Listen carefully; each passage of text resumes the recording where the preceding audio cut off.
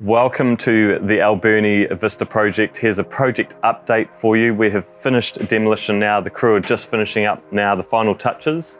This is the entranceway here. I want to just show you quickly through here. We've got a bathroom number 1 sitting in through here, followed by the bathroom that's going to be attached to the bedroom that's going to be in this space here, with a beautiful conservatory space sitting in there for reading and studying and relaxing.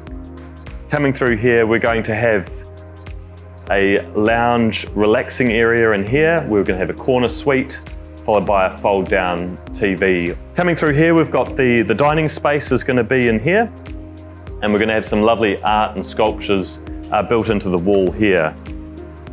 This space over here is where our large kitchen slab is going to exist on the countertop space here. A beautiful kitchen that's going to run all the way along the back here.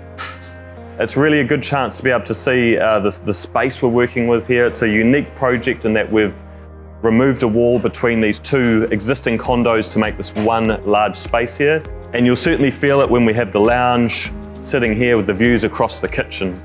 There'll be a study area here with IT built in behind a wall here, and further art and sculptures will be sitting into the wall space.